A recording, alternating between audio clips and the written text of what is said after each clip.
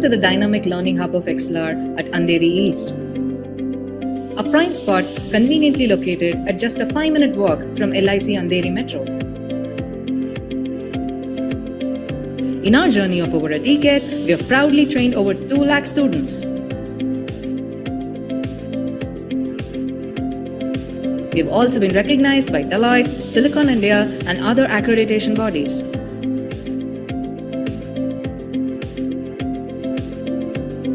Experience learning like never before in our spacious and comfortable classrooms. With high-definition projectors and state-of-the-art acoustics in place, we ensure effective learning even to the farthest point in the room.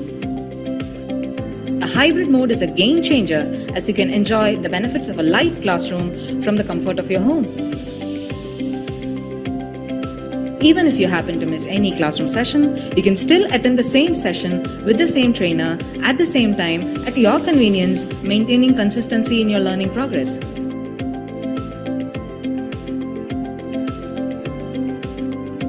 Wanna get started? Join us for a demo or career chat over a cup of coffee at our Andheri branch. XLR. We don't just train, we build careers.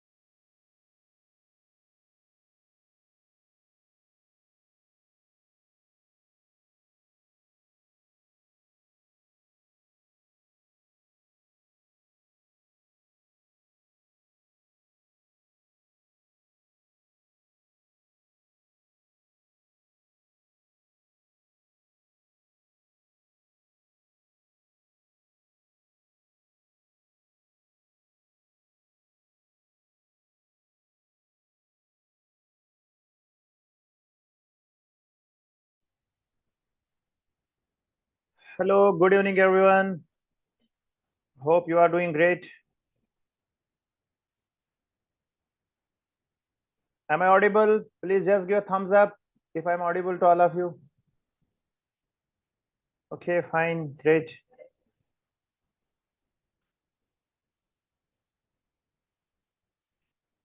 Let me share the screen first.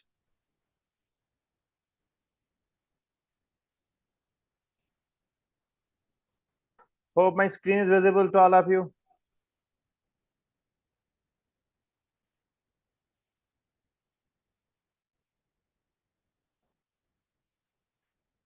Okay, fine. Let us start. Yeah, before starting our session, let us have a quick recap of yesterday's topics. And I hope you might be remembering what we have discussed yesterday, right?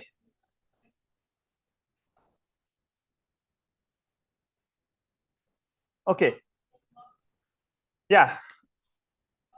Yesterday we started something about data structure. Let me give a quick recap of all the sessions that we discussed yesterday, right? Before going deep into the subject, we discussed about data. And you know, data is simply a rough act, right? Then comes the data structure. And as you know, yesterday we discussed it, a data structure is a specialized format for organizing, processing, retrieving, and storing data. Means you have got a computer and you are programming your computer, right? Whenever you say you are programming your computer, what does it mean? It means we have a data, right? So for processing that data, for assessing that data, for retrieving that data, we need a data structure. So data structure may be selected or designed for what purpose? To store data, for processing, for working it on various algorithms, different algorithms, right? Then if you remember, we discussed something about algorithm. And algorithm is simply I can say a step-by-step process which if followed accomplishes a particular task. Then we said there are certain criteria, different criteria that an algorithm has to follow. And I guess I have asked you a question. You have to come up with an example for an algorithm which is accepting zero input. Anyone? Within 20-30 seconds. Anyone had come up with an example? Just type in the chat box.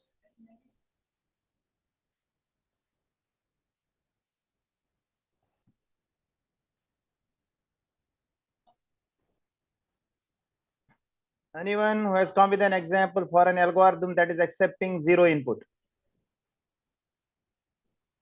Okay, let it be. We'll discuss it later, or you again, it is an assignment for you. You have to check with an example. So there were 5 criteria, I guess. One was input, 0 or more quantities are externally supplied. Then we have got output, at least one output is produced, finiteness, definiteness, etc., etc. So these were some of the criteria that we have to follow in order to make an algorithm. Then we discuss if an algorithm and a data structure, if we combine these two things, it will become a program. So program is simply what? Set of instructions. And in a program we have both instruction, that algorithm flow, program flow, and the data structures, right?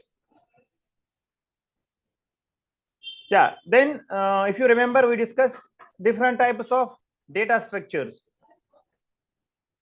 Primitive data structure and non-primitive data structure. And after that, in non-primitive data structure, we are dividing non-primitive data structures into 2 types: linear data structure and non-linear data structure. So this was something that we discussed yesterday. And we have discussed something about the stack and queue. If you remember, let me share that screen as well.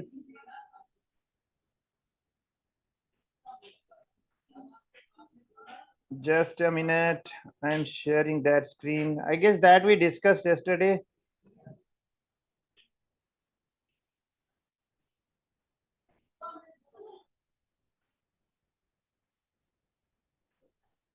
If you remember, what is the stack?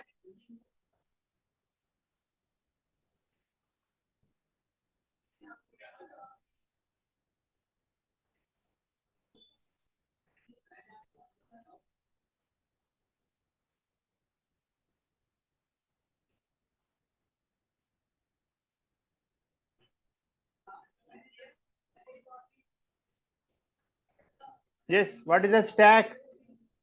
We discussed it yesterday. Stack is simply a data structure that is based on first in, last out, or I can say last in, first out, isn't it? And there is only one end from which the operations are being performed onto the stack, and that end is called as the top of the stack, TOS, right? And the operations that we perform on the stack, they are push and pop. Push means when we insert an element onto the stack, and pop means when we delete an element from the stack, right? Then we had a queue. Queue is also a data structure that has got 2 ends, right? Then there are different types of queues that we discussed in the coming part of the lectures. So queue is also a data structure that has got 2 ends, and from one end we perform the insertion, and from another end we perform the deletion. When we perform insertion into the stack, into the queue, we call that as NQ, and when we perform deletion from the stack, we call that as DQ. And if you remember, yesterday I also told you an example. Remember the ATM line. Whenever a new person comes to withdraw money from the ATM, he has to sit at the end of the queue, right? Means insertion happens at the back, at the end of the queue. And whenever a person, he is completing the transaction, or I can say he is withdrawing the money from the ATM, he is leaving. Means the person who is at the front, he is leaving from the from this queue. So deletion happens from the front and insertion happens from the rear end of the queue. So NQ happens from the front and DQ happens from the I can say front of the queue. So Q is also called as first in, first out. Means whosoever comes first, he leaves the first. So this was something that we discussed yesterday. And there are so many other data structures that we will see in the coming part of the lecture. Before going further, let us discuss something about the performance analysis of the algorithm. We'll be discussing performance analysis today. If you have any questions till now, please ask. I will give you 1 minute to ask questions till now.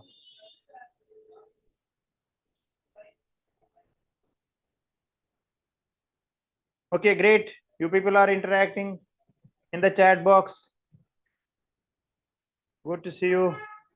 Okay, if you have any questions till now, or you have got questions from the yesterday sessions, I'm giving you 30 seconds to ask questions.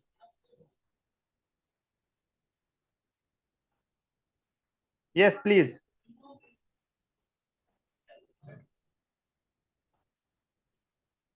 Prime number algorithm also requires zero input. Good. Simply you have to give the. Okay, let it be. I will explain it in detail. You have to set the limit up to which linear data structure, right? Linear data structure is simply a data structure that is in a linear manner. Like suppose you have queue that we discussed, you have stack, you have array, you have linked list. These are all linear data structures. And when we say non-linear data structure, there are two examples of non-linear data structure. One is tree and another one is queue. They are in the form of, if we define a graph, graph is simply that is composed of vertices and edges. Similarly, a data structure, tree data structure is a data structure where you have got nodes and there are different levels. Yeah, please explain queue. See, okay.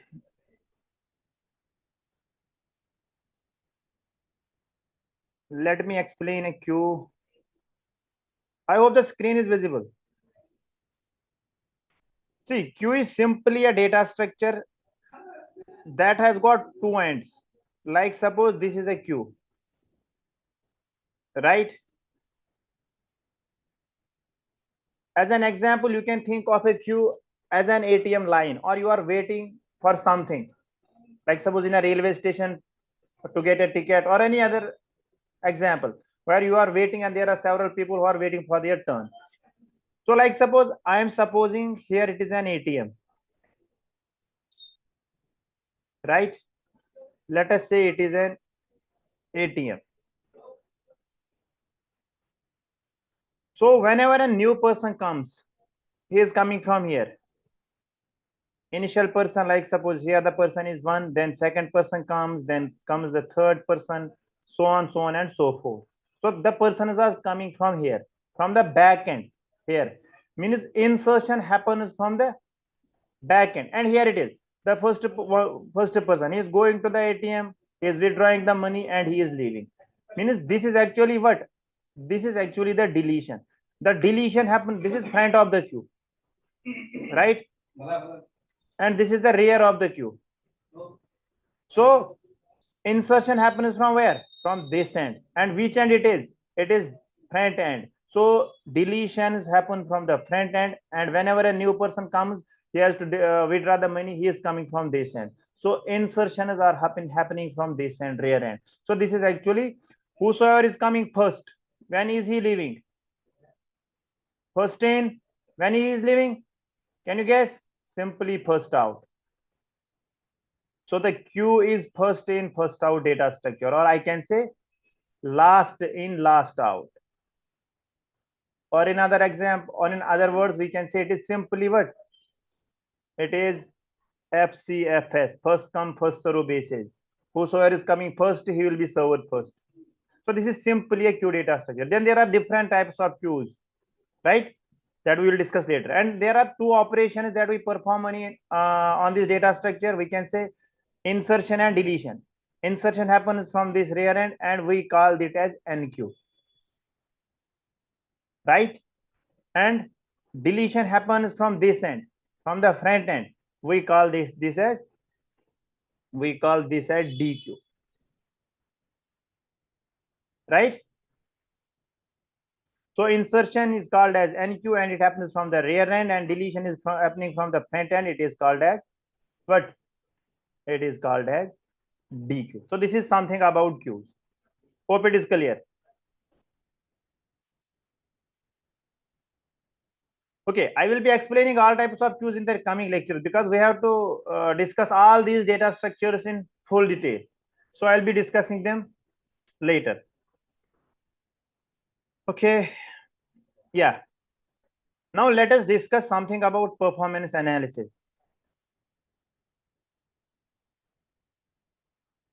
Yes, what is performance analysis? Anyone?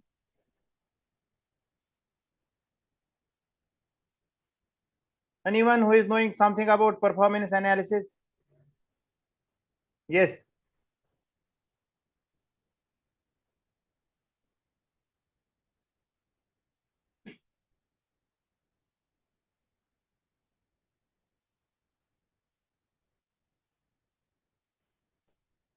Yeah, please answer within 20-30 seconds without wasting so much time. Okay, come time में solve करना. Great. It is analysis about, it is about analysis of time and space complexity. Very nice. Good to see your answers. Great.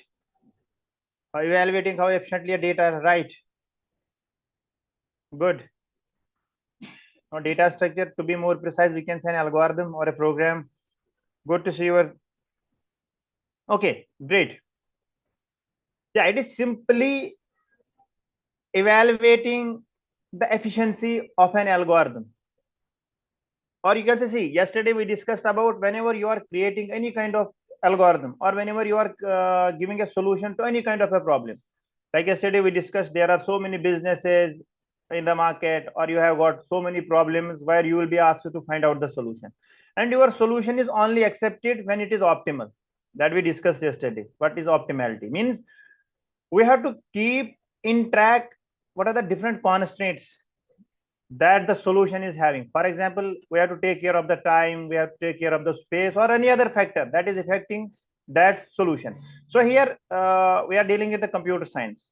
Ultimate resource that we are utilizing is the computer. And there are two important resources that a computer is requiring. One is time and another one is space. So these two factors, or I can say resources, they are very much important. And whenever you are creating a solution for any kind of a problem, you have to keep these two things in mind. Your algorithm, your solution, or your program, it has to be time efficient and it has to be space efficient. Means it should be taking less time and less space. And this is covered in the concept of performance analysis. Means we have to evaluate the algorithm's efficiency and its performance based on the factors that is time and space complexity. Right now, what is time complexity? See, if you see, time complexity is simply what? It is the amount of computer time that it needs to run to its completion. Means whenever you are creating a solution, whenever you are creating a program, or whenever you are creating any kind of an algorithm. So ultimately, this algorithm has to execute. We have to run that algorithm. We have to run that program. And what is the time this program is taking to run to its completion? We call that as time complexity. Similarly, space complexity is what? Like yesterday, we discussed a small program. Today, also we'll discuss it in detail. That it is actually the space. It is actually the computer memory that a program needs, or I can say that an algorithm needs to run to its completion. Means what are the different kinds of variables and other things that are occupying space from a program or any algorithm in order to run to its completion. So simply time and space is the amount of computer time and the amount of computer memory that a program needs to run to its completion. This is simple time and space complexity. Right? Now let us discuss these things in a bit detail.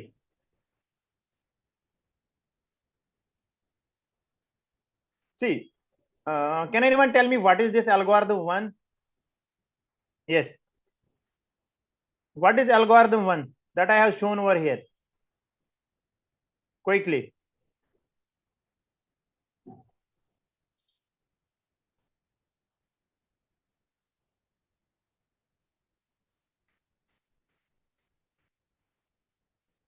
Yes. Performing arithmetic operation is great. No, it is not recursion. Algorithm 1 is not recursion. It is simply performing arithmetic operations, isn't it? See, if we see this algorithm, it actually computes a plus b into c, etc., plus 4.0. It actually computes, if you see, na, it is summation of a of I. Not a of I can say simply there are so many variables. There are so many arithmetic operators that we are computing in this case. If we check the space needed by this algorithm, can anyone tell me what could be the space for needed by this algorithm? We are actually computing, we call that as an instance characteristic.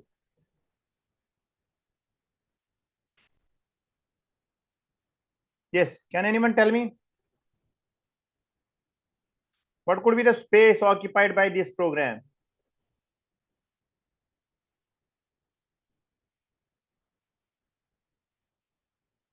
6 bytes.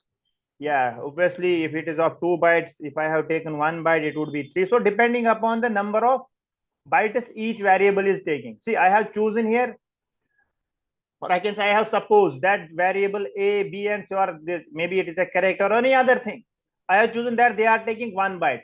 So the space occupied by this program, by this algorithm, it is 3 units, greater or equal to 3 units. The space complexity of this program is simply what? It is 3 units. So always remember, whenever we are computing what? Whenever you are computing the space complexity, what you are doing?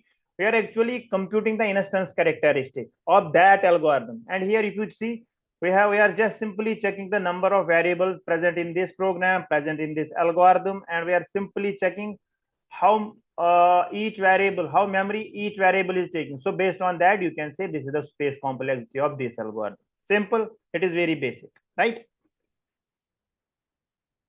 And actually the space needed by each of these algorithms that we have shown over here, algorithm 1, 2, and 3, it is actually seen to be the sum of different components.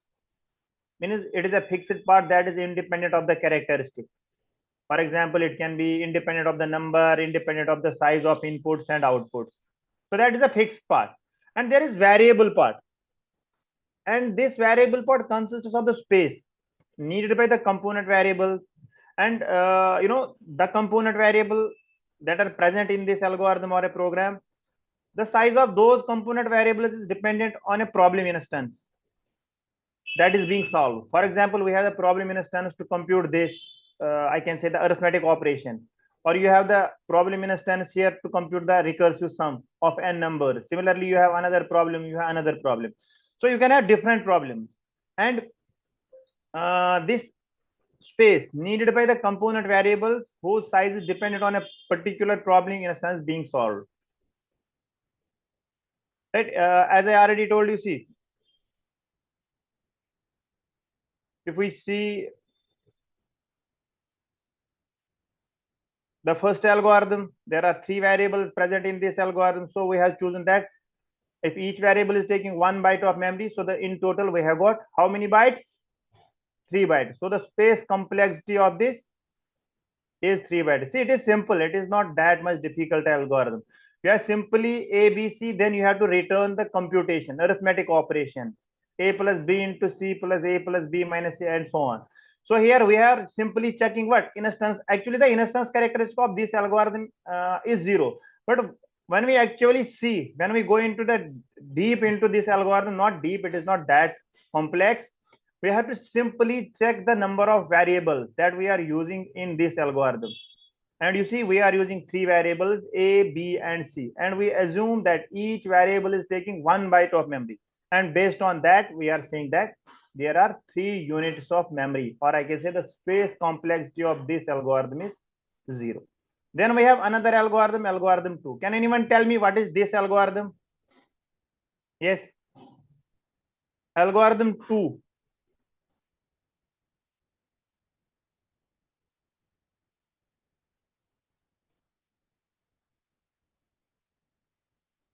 Sum of n numbers, great.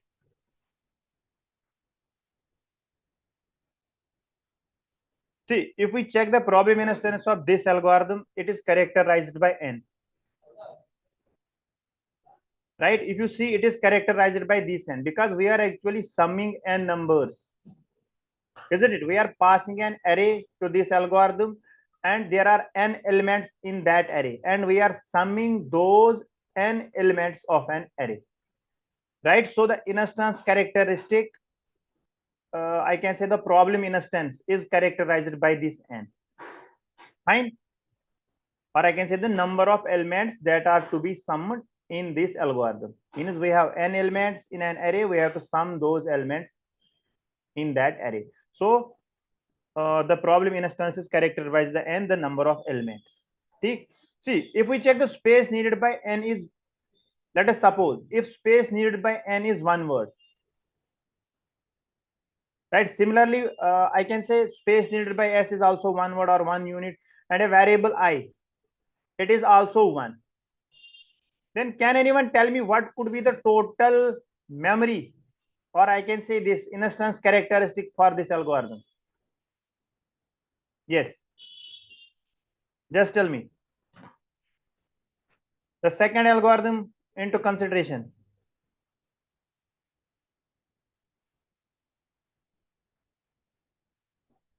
Three. Anyone else? Anyone else? N plus 3 units. Anyone?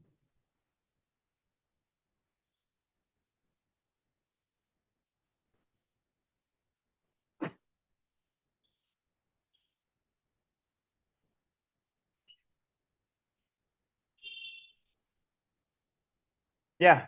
Okay, great. So what could be it? It is simply n plus 3. See, very simple. We have got three variables. There is a variable n, there is a variable s, and there is a variable a. Don't confuse this a as a variable. It is actually an array. If you see over here, right? See, we have three variables: variable n, variable s, and variable I. So simply for these three variables, we have got three units: one, and one. One unit each for three variables, right? And we have got array A. And this array is containing how many elements? It is containing n elements, and each element is doing what? Is taking in itself one unit. So in total, the array is taking how many bytes? Or not bytes, I can say units. It will depend upon the data type. So it would be simply n units. So in total, what could be the total value? It is simply greater or equal to n plus 3 units. So always remember, whenever you are computing the complexity of an algorithm, check the number of variables and check whether it is an array or loop or whatever kind of a thing. You have to check all the attributes, all the this parameters in that program. So based on that, you can compute. So here I have got three variables. These three variables, I have got array A with n units, with n elements. So each is taking one unit. So in total, I have got n plus 3 units. Hope it is clear.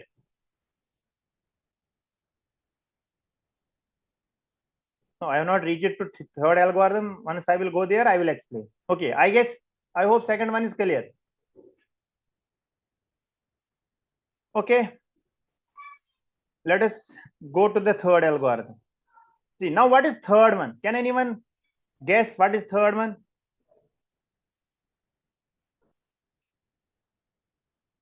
Can anyone guess what is the third algorithm?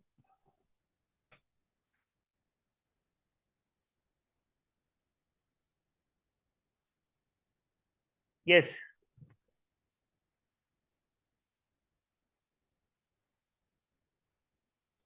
Yeah, it is recursion algorithm. Yes, it is recursive sum. Yeah, here also the instance is characterized by variable n. And in this algorithm, what we are doing actually, the recursion stack space includes here the space for formal parameters, or it can be a local variable, and the return address. Means whenever you have a stack, if you know, whenever we have a stack, we have different kind of things, right? Sorry. So this algorithm we have got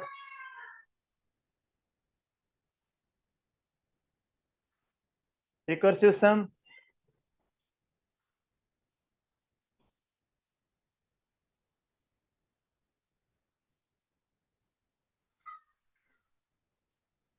So this recursion stack space, it includes the space for formal parameters, the local variables, and the return address. And we can assume that the return address requires only one word of the memory. Means whatever is the return address, means whenever you are making use of recursion or a recursion stack, the return address is always there. But we will assume that return address requires only one word of the memory. And each call of this recursive sum or sum, it requires at least three words. Means it will include the space of variable values of n, return address, and the pointer of the pointer of the array. And can anyone tell me what is the depth of the recursion over here? Yes, what is the depth of recursion in the third algorithm?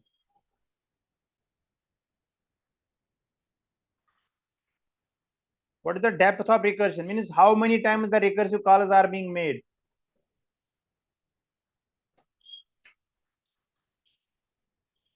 Yes, see, it is simply n plus 1. So the total space that is occupied by this algorithm, it is simply greater or equal to 3 times n plus 1. Because you are every time you are making what? You are making recursive calls. Since the depth of this recursion is n plus 1, the recursion stack space needed is greater or equal to 3 times n plus 1. As this n plus 1 is simply what? It is the depth of the recursion. Okay, fine. And now let us see this one. Can anyone? Okay, I guess we have only 3 algorithms over here.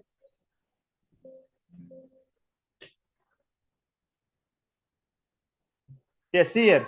I have shown over here recursive sum when it is when the first call is being made. 3 units, one return, and in total it is 3 times n plus 1 return. So this is actually how do we compute the space complexity of an algorithm. Hope it is clear. Yes.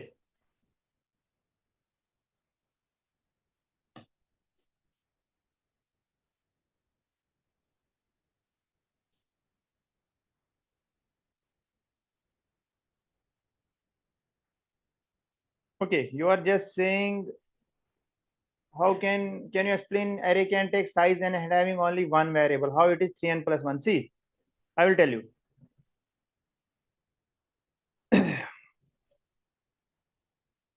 It will come again in the next slide. Let me clear it a bit over here. See, as in this case of sum, as I already told you, the instances are characterized by n. And the recursion stack space, it will include the space for the formal parameters, whatever formal parameters you have got, the local variables, what are the local variables that you are using, and the return address. And we are assuming that the return address requires only one word of memory. Then comes the recursive sum call, and each call to this R sum, each call to this R sum requires at least 3 words. It will include space of the value of for the values of n, the return address, and the pointer to this array, right?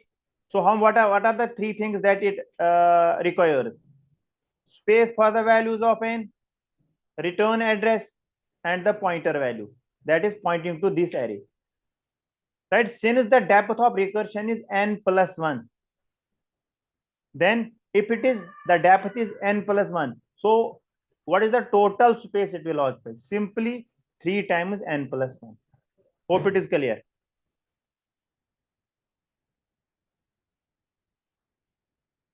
Right? If not, it will become more clear in the next slide.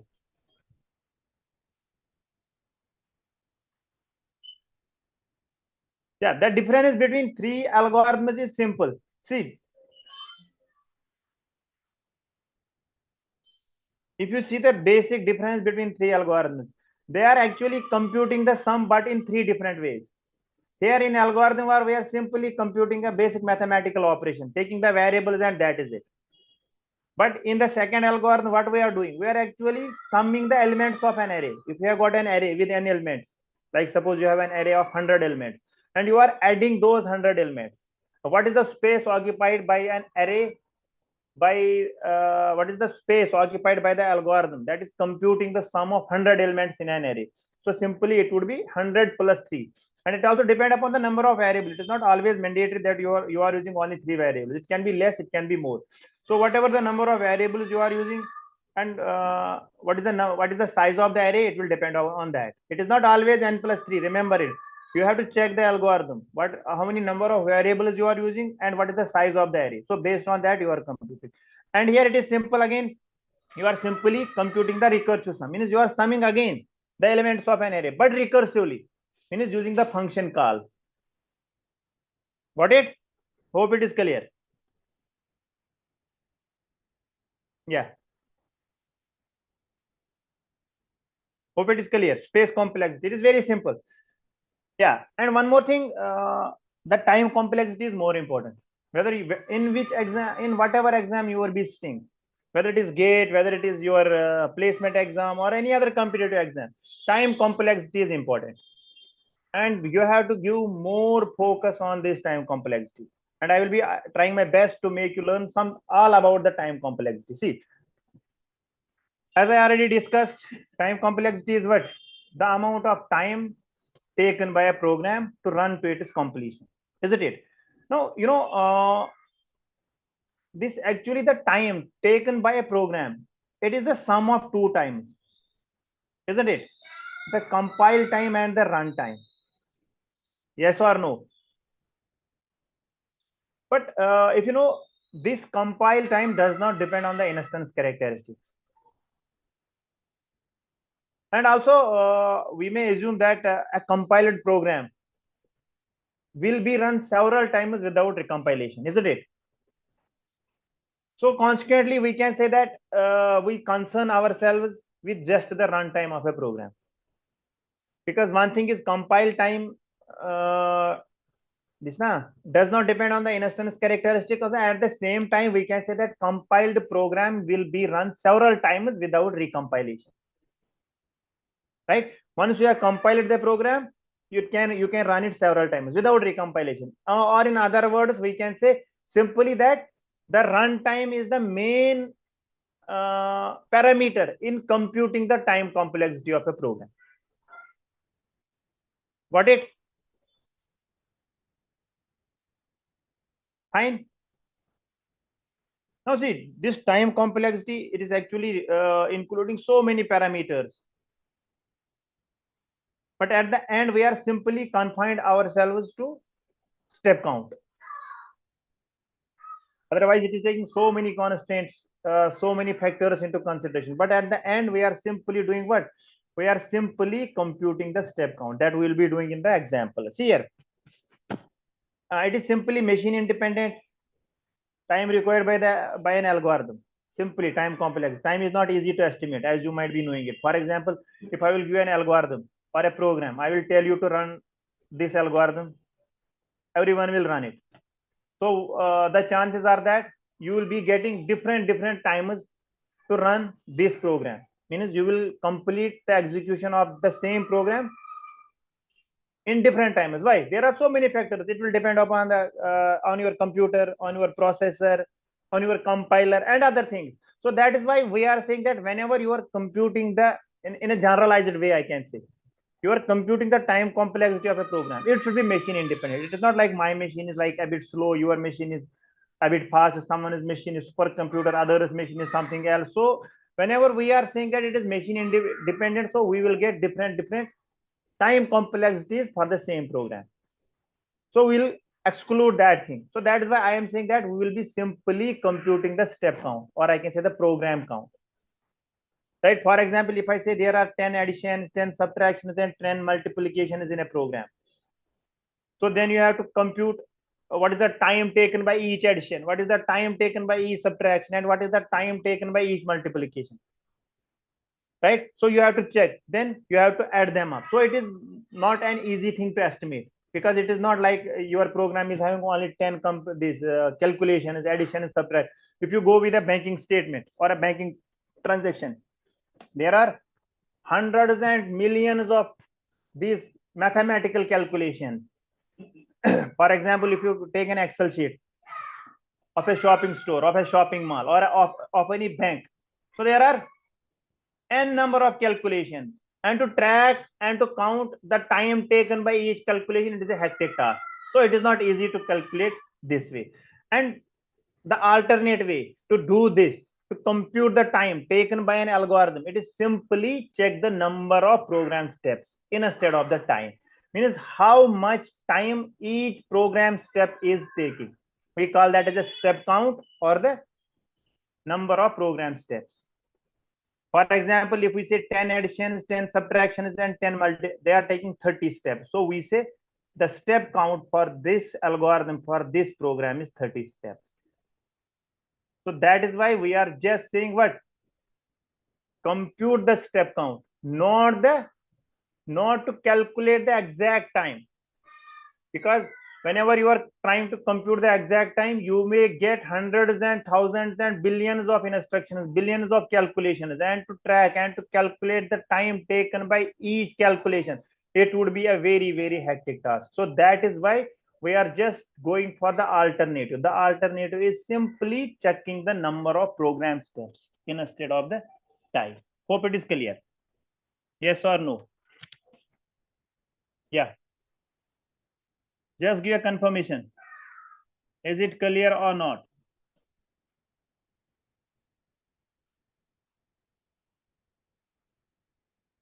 Yeah. Just a confirmation.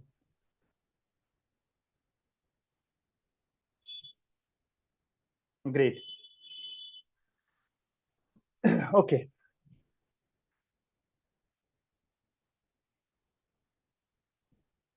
Yeah, in between, if you have any questions, feel free to ask in the chat box. Just type a chat box, type in the chat box, we'll try to answer. Okay. Yeah, there are now other algorithms as well. Same algorithm, I guess, that we have discussed previously. The sum, isn't it?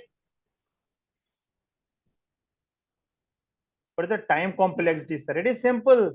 The time taken by an algorithm or a program to run to its completion. Whenever you are writing a program, whenever you are executing the program, what is the total time it takes to run to its completion? That is the time complexity. For example, why we need it? It is mandatory, because based on that you are checking the performance of a program. Like suppose I will give you a task and I will give the same task to another student. I will tell you to come up with a solution. You are also coming up with a solution. The next student is also coming up with a solution. But you are giving the solution in 2 hours. But the other student is giving the same solution in 15 minutes. Who is more efficient? The second one. Same is the case with algorithms. Same is the case with programs. Because whenever we are checking the efficiency of the algorithm of the program, we have to go with the time complexity and the space complexity. As I already told in the start of the lecture, that time and space, they are the two main important factors in computer science, in computer, because we have to how to find units. I will tell you how to find these units. We have to keep these two things in mind, time and space. Yeah. Now let us go with this example. See here, what is this? Can anyone tell me what is this? Yeah, we did it.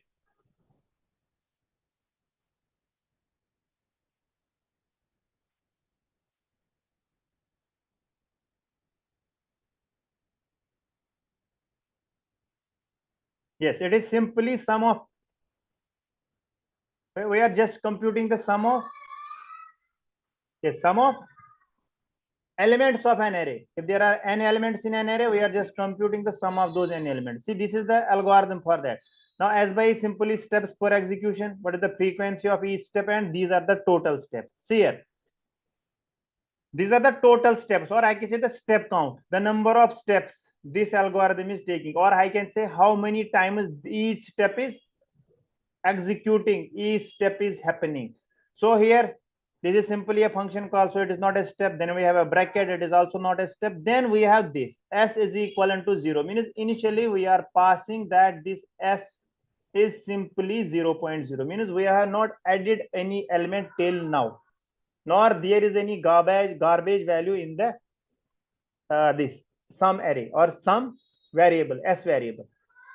Now after that, so it will take what? It will take one step. Simple. Its step count would be 1. Then for I is equivalent to 1 to n. So we are just running a loop from for this variable I from 1 to n. Can anyone tell me how many times, or I can say what is the step count for loop if we start it from 0 to n, or I can say 1 to n. Here it is simply 1 to n. Yes, what is the step count? If you know it, no, it is not order of n. I am not concerning. I am simply saying how many times this for loop is getting executed, or I can say how many times this is running for loop. N times. Anything else?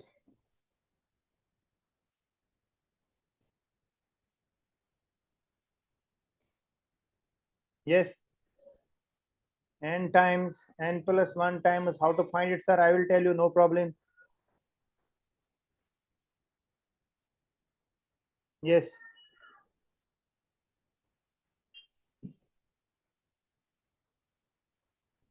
N times, not n times.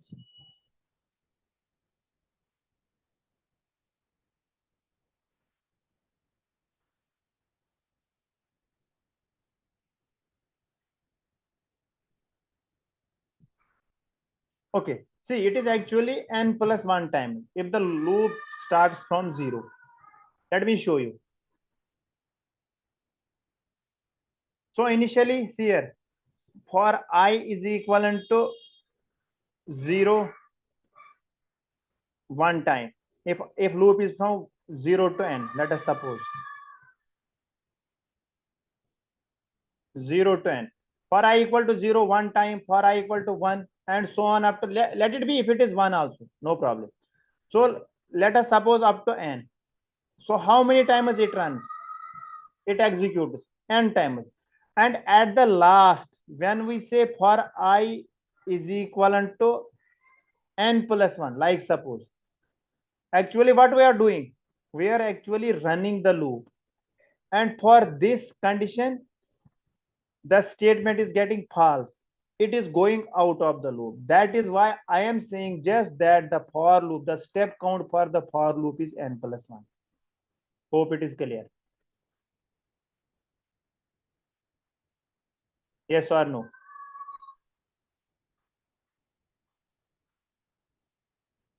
Yeah. Simple. Whenever you are executing a for loop, again I am just saying from 1 to n or 0 to n minus 1. So it is for 1, 1 times, for 2, 2 times, for 3, 3 times, and so on up to for n, it is n times. But here the loop is not going out. It is just checking the condition for n plus 1 as well. It is trying to find the sum for the n plus 1th element. But here the condition is failing and it is exiting the loop. So that is why I am just saying the for loop is getting executed n plus 1 times, or I can say the step count for loop is n plus 1.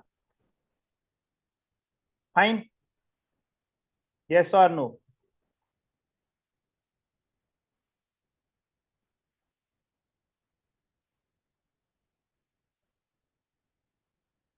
Got it?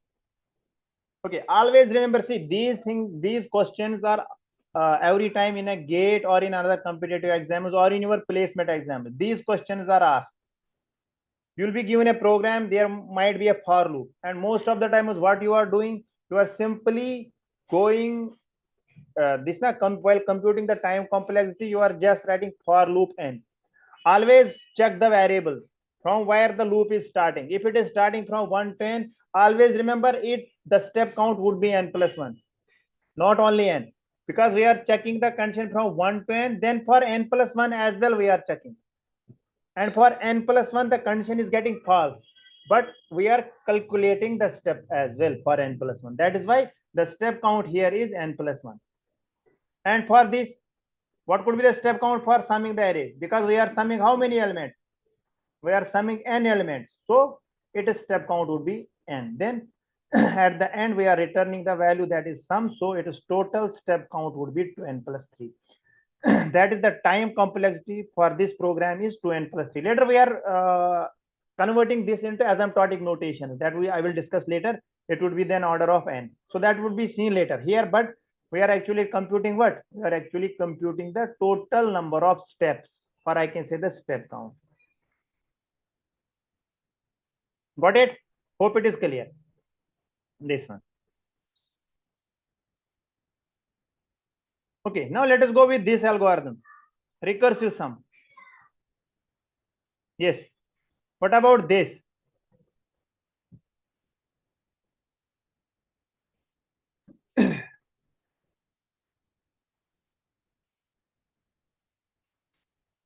Can anyone?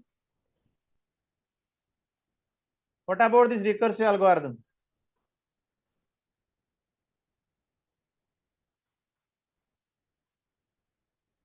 See here.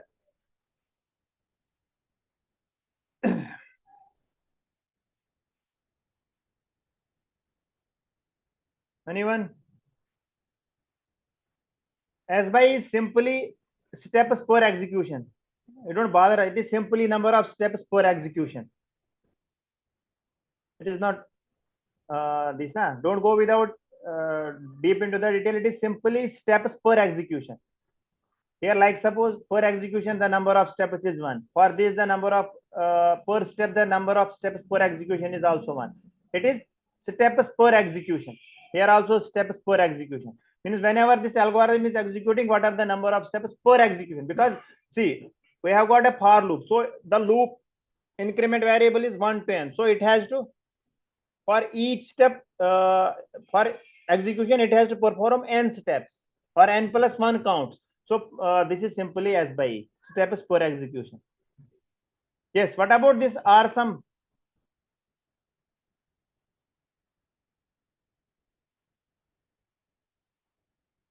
Can anyone? It is simple. See, here also we are simply checking if n is less than 0. Can anyone tell me what does this mean if n is less than 0? Yes, please. What is if n is less than 0? What does this mean? Be quick with your answers, please.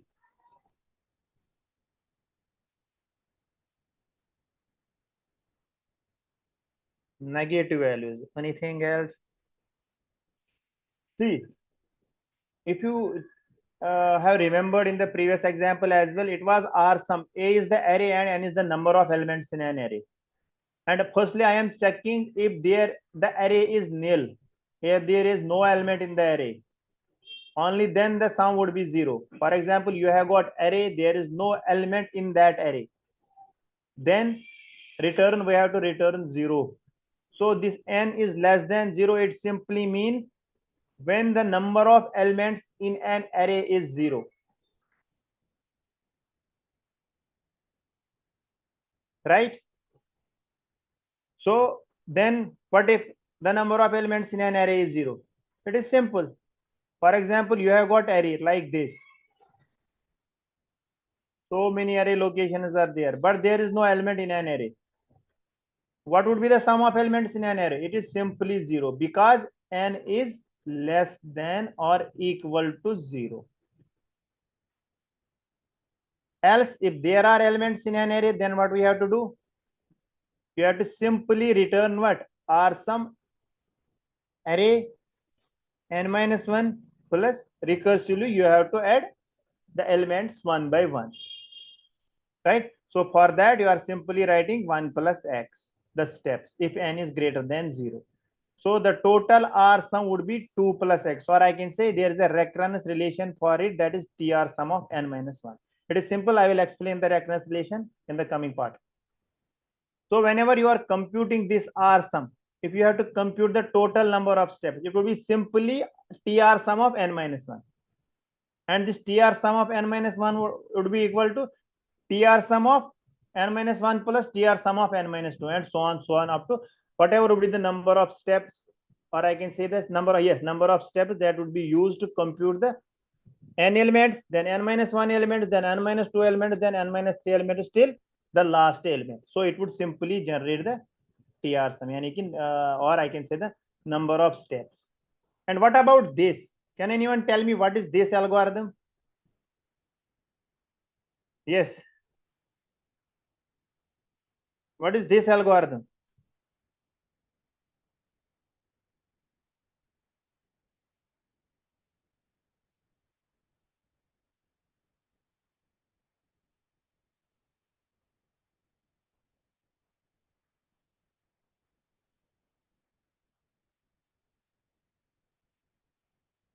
Addition of two matrices. Yes, it is matrix addition. What could be the step count for this matrix addition? Yeah, here it is written. Can anyone explain it? See, it is also simple. As I already told you, firstly, we have the for loop. So it would be m plus 1. It is from 1 to m, so it would be m plus 1. Then we have another for loop. And this for loop is for what? It is a nested for loop. If we see, isn't it? This for loop is a nested for loop. This one. This is a nested for loop, and it runs if the first one is running m plus 1 times, so it would be running what? Sorry. It would be running m times n plus 1. So here it would be running n plus 1 times, and it is inside the loop. So it would be running simply m times n plus 1. So that is mn plus m. And finally, we are adding these two matrices. So it would be the number of steps for the first matrix would be m, and the number of steps for the first matrix would be. So we'll be multiplying these two, it would be mn. So the total step count would be twice mn plus 2m plus 1. Always remember this step count. Yeah, it would be simple. It is m into n, order of, because when we discuss this complexity, I will explain. It will come out to be order of mn. We are going with the higher order function, so that would, at that time, it would become more clear. So for the time being, you will simply remember. Not remember, you have to analyze it. It is not like kind of a cramming. You have to first check it. You should not cramp it. Try to understand it, why it is twice mn plus 2m plus m. I am again discussing it. I am again explaining it. See, simple. This one is running m plus 1 times, right? This one is also running n plus 1 times. But the thing is what? This is running n plus 1 times for each value of I. Isn't it? Because it is a nested loop. Whenever you say I is equal to 1, like suppose, then it will go to j loop. J is equal to 1. It will simply count for j is equal to 1, j is equal to 2, j is equal to so on up to n. So for each value of I, the j will run n times. So for first time, it will run n times. For second time, it will again run n times. For third time, it will again run n times. For m time, it will again run n times. For m plus 1 times, it will check. Similarly, for n plus 1 times, it will check and it will go out of the loop, and then it will compute the sum. So when we calculate, when we check the value, it will be simply m times n plus 1. Because for each value of I, the j loop is executing n plus 1 time. So when we count the values, they will sum up to twice mn plus twice m plus 1. Hope it is clear.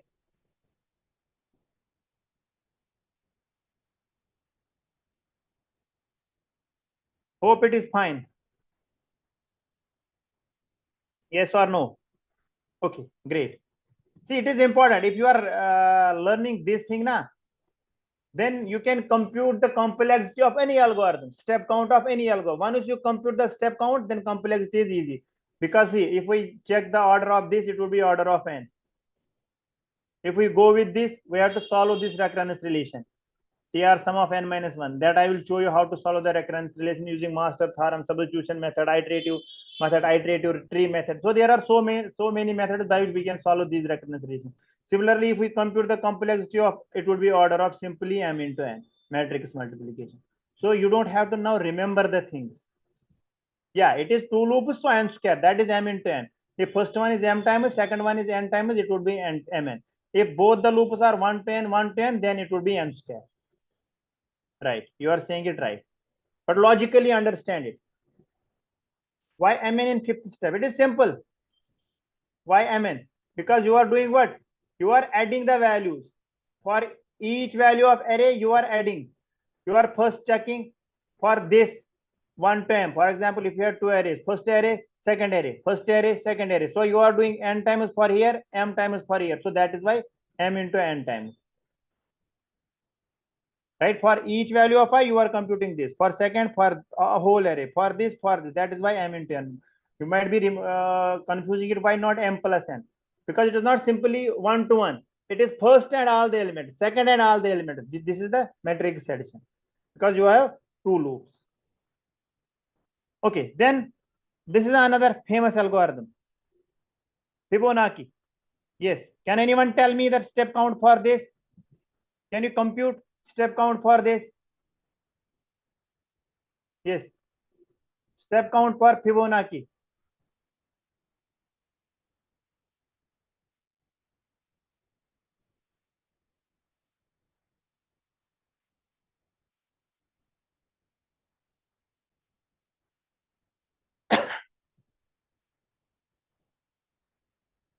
Yes.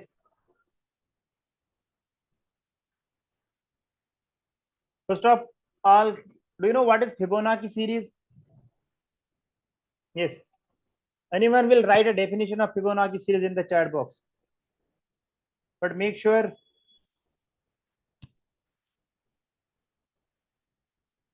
Yeah, I will explain the things by executing the code. But here, we have to get the concepts of time and space complexity. Once we will go forward, we will execute the codes as well. For the time being, we have to do it with the help of algorithm. But if we execute the code, you don't find the things. While simply you will type the code, you will get the result, but you won't be able to find what actually is happening.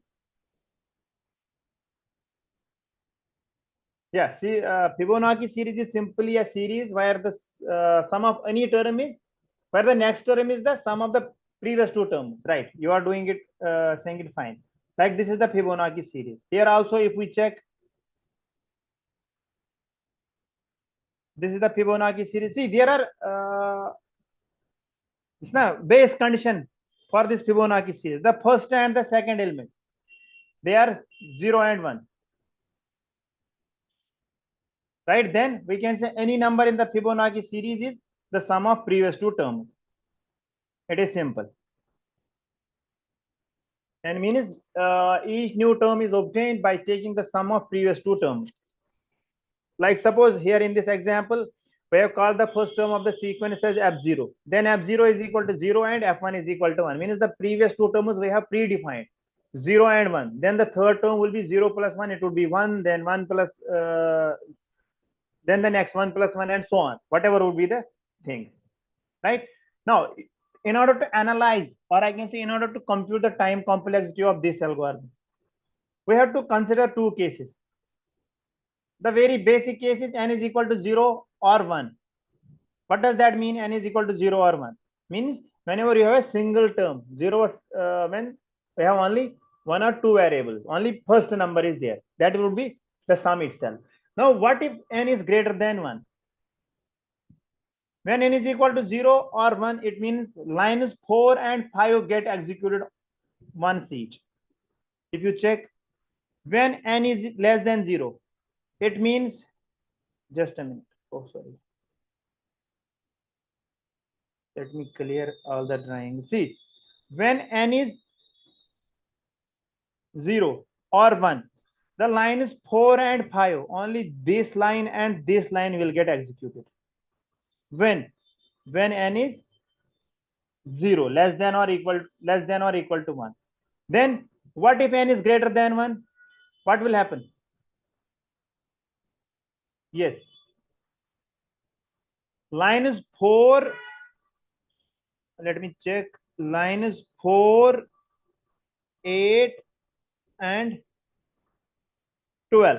See, these three lines, line 4, line 8, and line 12, they will get executed once when n is greater than 1, because when n is equal to 2, so it will be executed once. Then second element would be sum of these two. This will also be executed once, and this will also be executed once, because there is no looping or any kind of these things in these three statements, isn't it? So all these three lines will be executed once, means one time, and this will be also executed one time. Because here when n is equal to, like, suppose 4, so simply if n is equal to 4, yes, so there is no loop, no kind of a thing, so it would be executed once. And say it is simply initialization, it will also be executed once. And here we are simply adding the values, that is also simply executed once. This one, right? Let me clear the drawing. Yeah, what about the line 9? How many times this line will be executed? Yes, how many times would this line be executed? Line 9.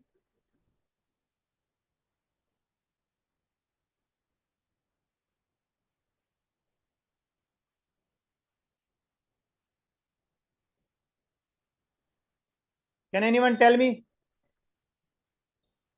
how many times this line 9 will be executed? Yeah,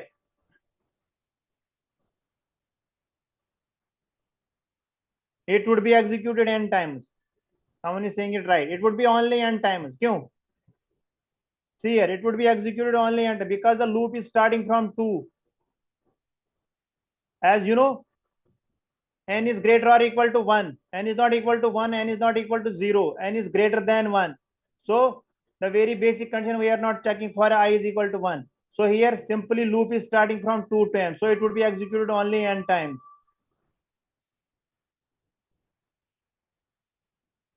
What about line is 11 and 12? What about this line and this line?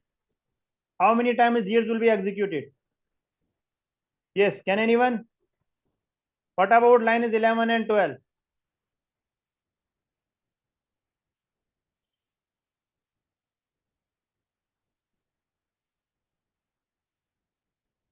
Can anyone tell me what about this line is and it is 11 and 12?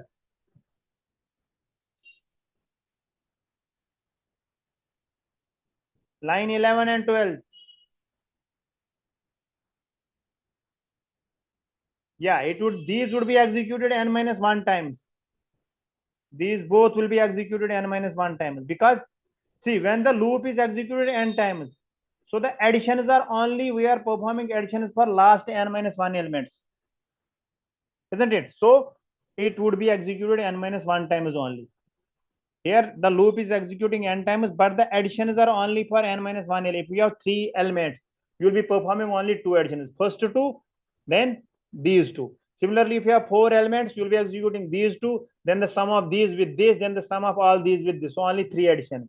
So here only, that is why we are saying that if we have n elements, we are computing only n minus 1 addition. So this would be n minus, and this also would be 1 time. So what would be the total count?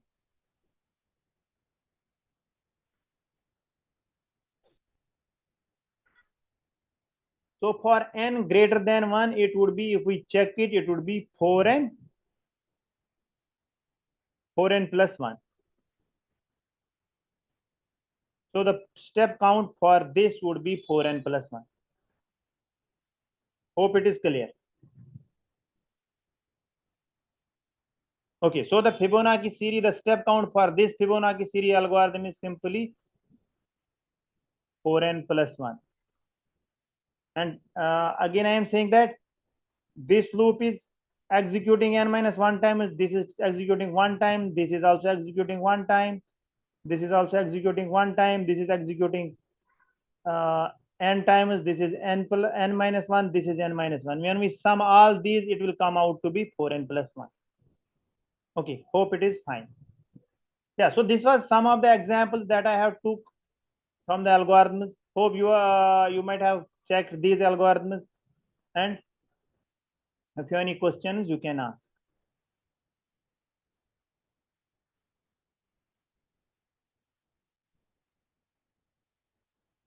Okay, so this was something about time and space complexity. Okay, what is the time? Let us take a break for 10 minutes. Is it fine? We'll take a 10-minute break, then we'll be back at 8:20. Fine. In the meantime, also, if you have any questions, you can check or you can come up with the examples. You can consult the book Design and Analysis of Algorithms by Horowitz. I have taken most of the examples from Horowitz. So that is a standard book. You can take the examples from that as well. And most of the questions in the gate, in the competitive exams, or in your placements, they are asked from that book only. Most of the questions.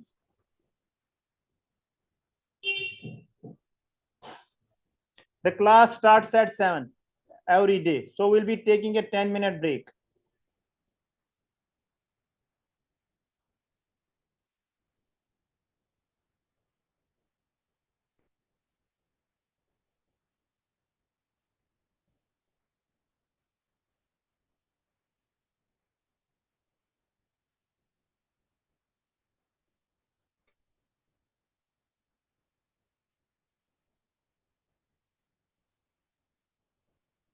See, this is same as all the algorithms are same. Only the programming language is different. And most of the times you would be asked the algorithm, the logic. If your logic is like now you have a sound logic, no one can beat you. Try to make your logic strong. Okay, we'll be back at 2020, or I can say 8:20. Till then, refresh yourself.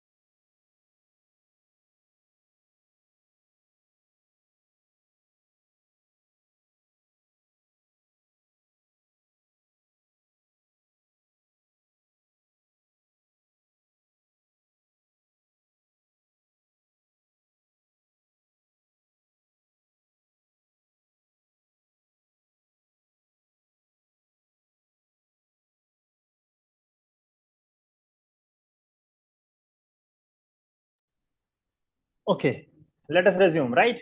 Hope I am audible now. Because till now we were on the break for 5-6 minutes. Let us resume.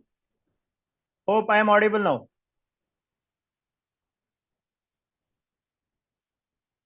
Okay, fine. Great. Yeah, so till now we discussed algorithms, space complexity, time complexity, and we discussed some examples how to compute the space complexity of an algorithm or how to compute the time complexity of an algorithm, right? And now we'll actually see what are asymptotic notation. Means once you come up with a function, if you have checked till now, we computed the step count, and it was the step count was the total number of steps an algorithm is taking. It was like n plus 1, n plus 3, mn plus m into n plus something like that. So it was like a kind of a function, right? But when you say time complexity, at that time we are not taking these values like plus 4, plus 5. It is always in the form of O of n, big O of n square, theta of n square, or order of n log n, etc., etc. So this is the complexity is in these terms, right? Of the order of, we are just saying. So they are actually asymptotic notations. We call those notations as asymptotic notation, right? We'll go deep into it. What are these? Because all the complexities are represented in terms of these notations. We call these notations as asymptotic notation, right? So the screen is visible to all of you. Yeah, please confirm.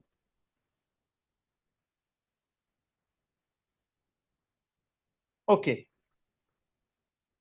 See, as I already told you, if you have like not checked, we have computed different step counts, instance characteristics, TP, etc., etc. So that was like mn plus 3, n plus 1, etc., etc. So when we express the complexity in terms of its relationship to no function, then we call this type of analysis as asymptotic analysis. See, if we go to the this not asymptotic term, it is actually like it is a kind of a curve that goes along with another curve, but never meets the that curve till infinity. Means these are actually two curves that are going along like this, but they are not meeting after some point. Like if they are meeting here, then they will not meet till infinity. So asymptotes are like if we check, it is like this. I can say like this. Means these are curves. When I say two lines are asymptotes or they are asymptotic features, I can say they are going uh, in a space but never meeting each other. So they are called as asymptotes. So with the help of these asymptotic notations, we are actually computing the efficiency of algorithm. Or in other words, simply you can say it is the measure of the efficiency of an algorithm. In layman's language, if I will say, like suppose if you have to weigh something, or you have to measure something. For example, if I have to measure this laptop, weigh this laptop, so it would be in grams, in kilograms, so kind of a unit. If I have to measure the length, so it would be in meters, centimeters, feet, etc., etc. So it's a kind of a metric. So similarly, whenever you have to compute the measure of the efficiency of an algorithm, so there should be some metric, and that metric is this asymptotic notation. In a layman's language, or I can say in simpler words, you can remember it. Because most of the time, the students, what they are doing, they are not getting the concept of what this is actually. And because of the initial, this I can say phobia kind of this as I'm taught, what is it? It's a new term. So most of the students, they are leaving it, but you should not have to leave it. You have to check it, you have to find it, you have to do it. Simple. As I'm taught, you can remember in a layman's language, or in simpler words, I can say it is a kind of a metric, or I can say a measure. What kind of a measure? By which you can measure the efficiency of an algorithm. Simple. Likewise, you measure the length in meters. Likewise, you measure the weight in kilograms, grams, etc., etc. Similarly, whenever you have an algorithm, you want to check the efficiency of that algorithm, you have to compute it as asymptotic notation. And there are multiple asymptotic notations that we will discuss in the coming part. Hope this is clear. Yes. Do let me know.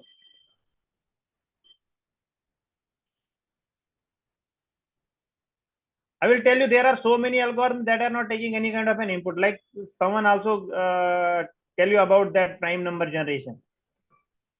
Just find it out. Do some exercise on your own. Okay, now I hope you got the idea about these asymptotic notations. Do let me know. Great, clear.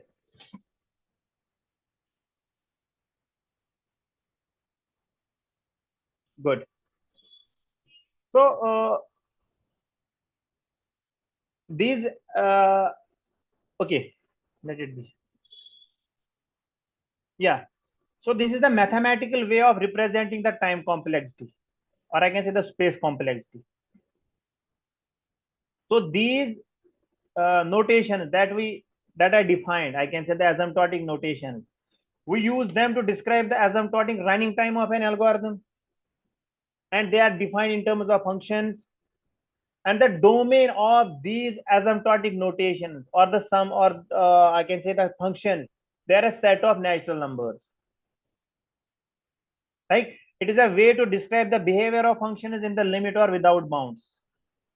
Whenever your function is within the limit or it is without bounds. So at that time, with the help of the asymptotic notations, we can describe the behavior of those functions, right?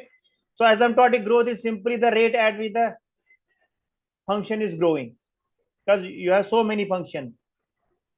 So whenever you are checking the growth of a function, we call that as asymptotic growth. Growth rate is simply the complexity of a function or the amount of resource it takes up to compute. That is simple.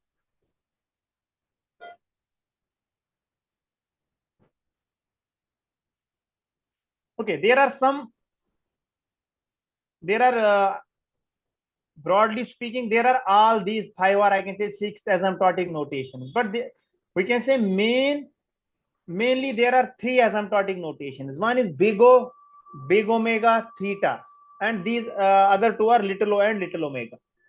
But mainly are these three: big O, big omega, theta notation. So these are actually asymptotic notations, and I already defined asymptotic notation is simply these are a metric that are used to compute to measure the efficiency of an algorithm. So we'll be using these notations to measure the efficiency of algorithm, right? Let us discuss them one by one. See, big O, it is simply big O, read as big OHO. So it is simply asymptotic less than, or I can say the slower rate. And this notation, big O notation, it represents the upper bound of an algorithm running time. And this notation is used, or I can say useful to calculate maximum amount of time of execution. Let me take an example. Okay. See, you might all have heard about search. Do you know what is search? Let me tell you linear search. What is linear search? Yes. Quickly answer questions. What is linear search? Please. I will give you an example. Searching elements one by one. Great.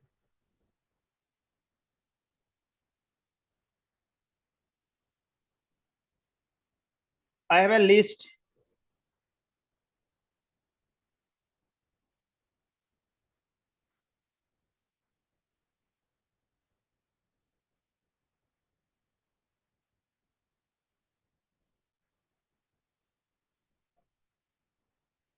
Let us consider this list. Fine. And I have to search an element in this list. See, if I will say search, I can have a successful search or I can have an unsuccessful search. But I am saying linear search. Linear search means I am searching in this list one by one, linearly. Like suppose I have to search an element, let's say 40. Can anyone tell me what would be the number of steps to search this 40? Quickly.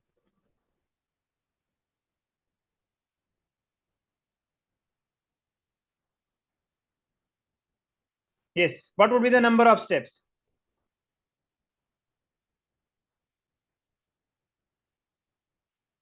Yeah, it would be simply at what location the element would be.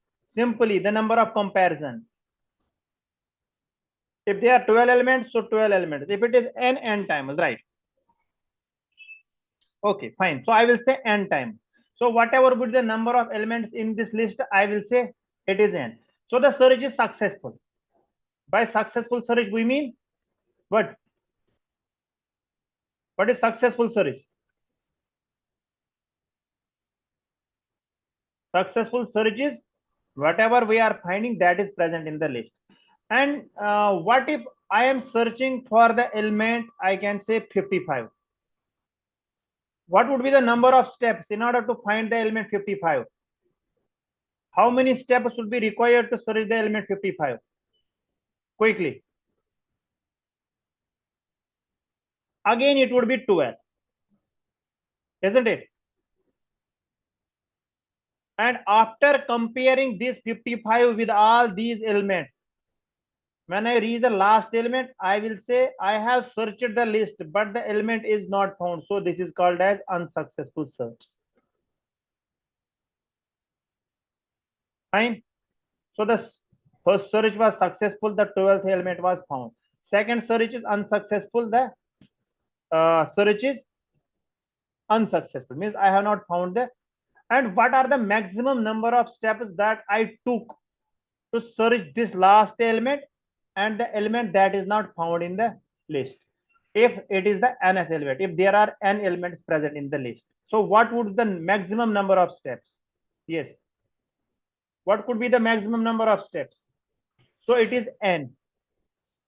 It is the worst case. Let it be. I won't say anything about worst case and best. So the number of steps is n. Now let us say I have to find the element 1. What would be the number of steps to search this element number 1? Yes.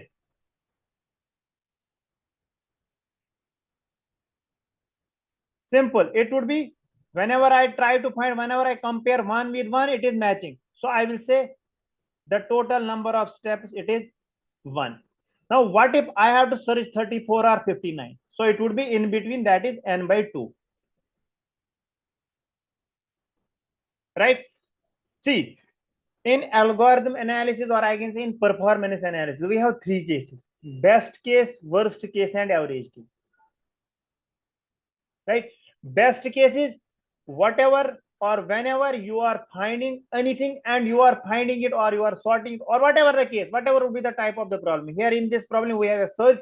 Whenever we are searching an element and we are finding it in the first go, so it is the best case. So what is the best case over here? What is the best case in linear search? Yes. What is the best case in linear search?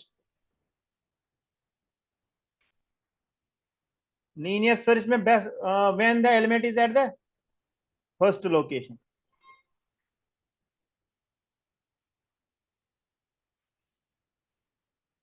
Right?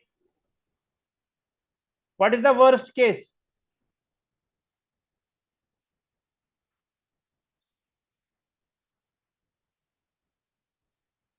What is the worst case?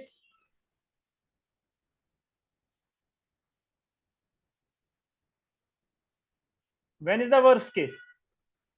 When the element is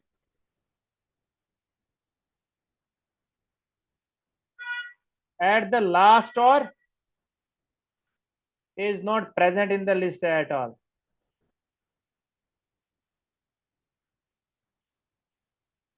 Fine. See, in this case, what is the complexity? In the very basic step. So I can say it is complexity is 1. And here I can say the complexity is n. So whenever I say n, it is the worst case, means we are using big O of n. So this is the big O notation. So the complexity of linear search is in worst case. Can anyone tell me? Yes, when the element is not present in the list, it is the worst case because still you are searching the element. You will be taking n number of steps in order to search that. Like suppose you are 50 students in the class. There is a name like suppose Kavna. You are absent, but I am still searching for you. So I will be going one to one. Roll number one, roll number two, roll number three, and so on. If I will check all the 50 students in the class, then I will find out that you are not present in the class. Still, I require n steps to search n number of elements. Similarly, whenever the element is at the last or it is not present at all, we can say it is worst case in linear search. And the best case is simple. Whatever you are finding it, you are finding it in the very first go. So that is the best case. So this big O notation, hope it is clear. Yeah, please let me know. We have to complete these asymptotic notations. Great. Okay, so I will be clearing the drawings. Yes. So this is big O notation, means it is used to compute what maximum amount of time of execution that we discussed in the linear search example. And mathematically, how we represent big O. See, f of n is big O of g of n. If and only if there exists two constants, c and n naught, such that this f of n should be greater or equal to n, this 0 less than or equal to c into g of n. I will explain it with an example. It is easy, but you have to remember this definition. This f of n should be greater or equal to 0 less than or equal to c into g of n, where c and n are constants, positive constants for all n greater or equal to n naught. Just remember the definition and I will explain it by example very easily. Let us take the example. Okay.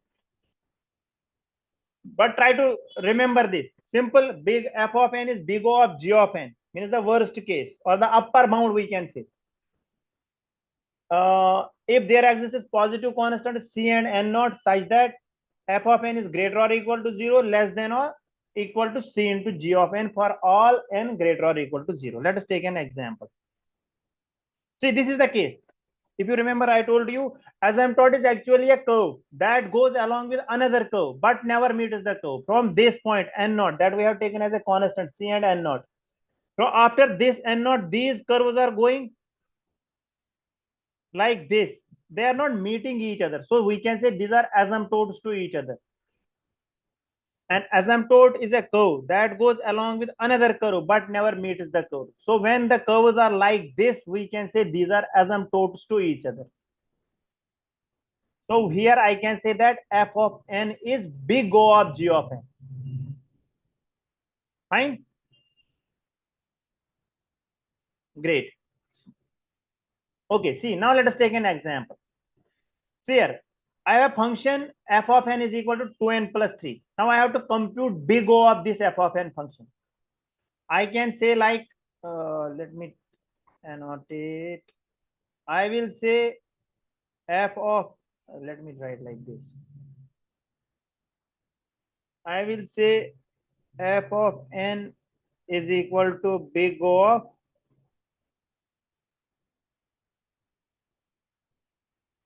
g of n, right? When there is a function f of n, it should be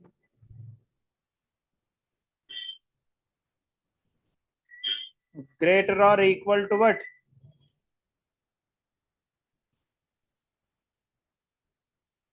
Yes, f of n should be greater or equal to, can anyone tell me? Till then I can write this function. Okay, I have to write it again.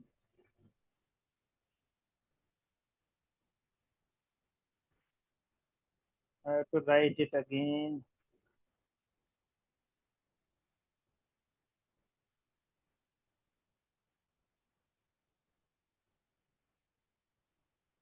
Okay, let me use this. F of n is greater than 0, less than or equivalent to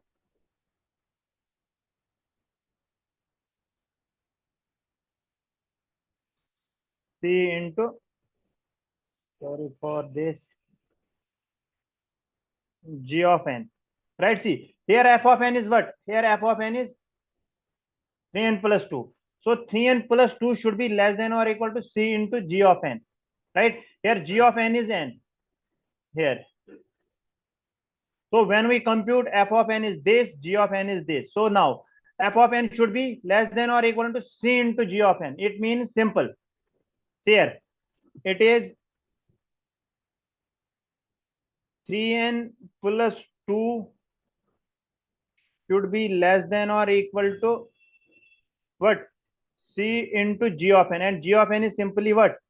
N. For how, what values of n, this 3n plus 2 should be less than or equivalent to C into n. If we take n is equivalent to, like, suppose, let us take n is equal to 1. What would be it? It would be 5 should be less than or equivalent to what? For any value of C. Yes. 5 should be less than or equivalent to, like, suppose if C is equivalent to, let me take 4. 4 into 1. So it would be 5 should be less than or equivalent to 4. Is it right or wrong? So it is wrong, because for what? Yes, for n, for n equivalent to 1, it is wrong. What if n is equivalent to 2? Then it would be 3 into 2. I hope you are following it. Plus 2 should be less or equal to C. C is, like, suppose 4 into n. N is 2. So it would be 8 is less than or equivalent to 8. So this is true. So we have checked here for n naught greater or equal to 2. If we check for n is equal to 3, it would be equivalent to 3 into 3 is 9 plus 2 is 11. 4 into 3 is 12. Yes, 11 is less than or equal to 12. So for n is equal to 3, this is true. For n is equal to 4, 3 into 4 is 12 plus 2, it is 14 is less than or equal to 16. So for n greater or equal to 2,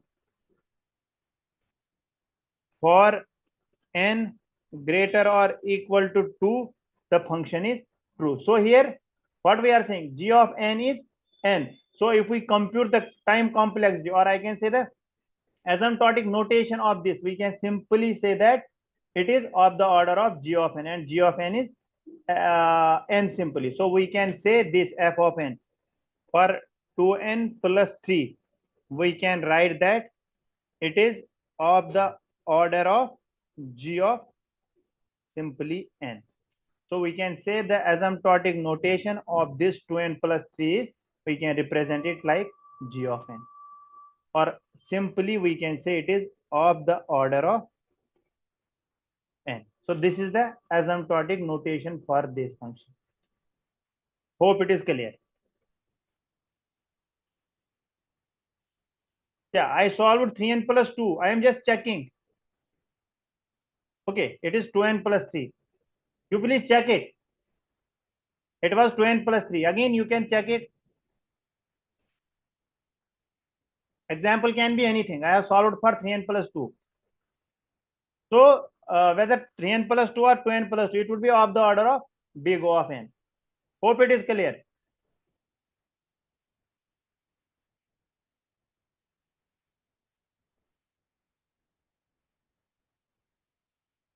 Yes, C can be any value. It is not mandatory that you can take C. C and n are constant values.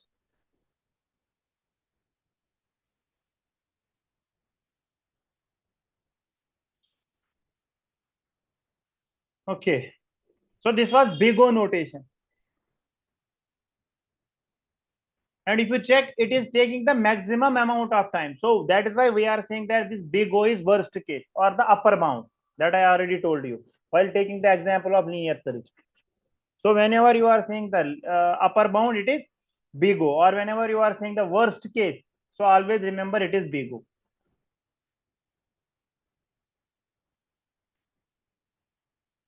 Okay, then we have omega notation. It is simply read as big omega or simply omega notation. So this omega notation, it is simply like big O was asymptotic less than. This omega is asymptotic greater than, or I can say the faster rate. It represents the lower bound of the algorithm, like in case of linear search that we discussed. If you remember the linear search, what was the best case in linear search? It was 1 whenever the element was present at the very basic location, very first location. So that is the best case. So at that time we can say it is omega notation. So here in omega, we usually compute the minimum amount of time, because we are not searching, or we are not evaluating, or we are not going through the whole list or whole array. We are trying to calculate it in the minimum amount of time. So at that time, we can say it is omega. And that is why we are just saying that omega is simply the best case time complexity. Likewise, big O was worst case complexity, because at that time we are searching the whole list. But here it is the best case, and at the same time we are actually trying to calculate minimum amount of time. If we define it, it is simple. Like there it was f of n was big O of g of n. But this c into g of f of n was less than c into g of n. But here this function is greater than c into g of n. In previous case, if you check this function f of n, it was less than c into g of n, because here this g of n along with the constant, it was greater.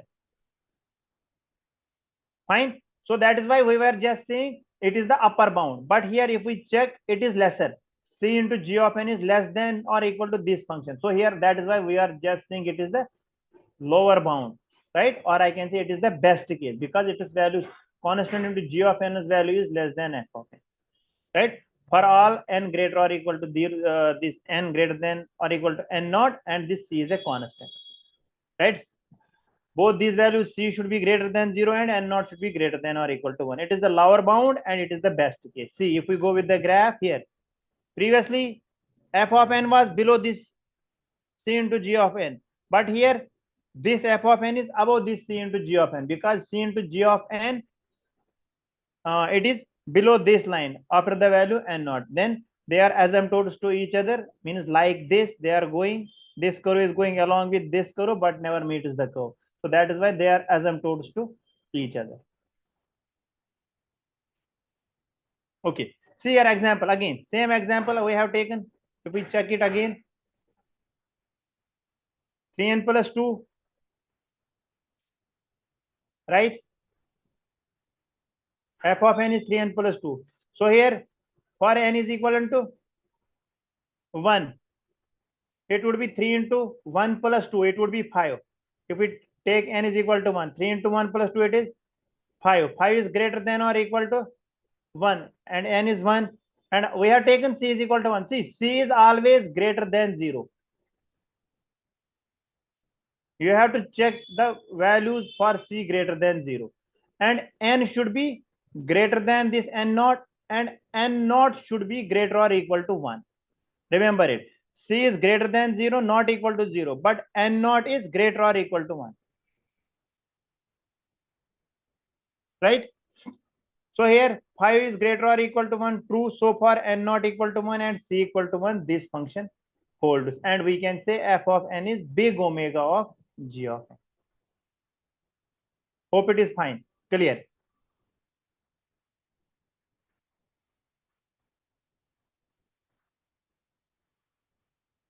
Simple.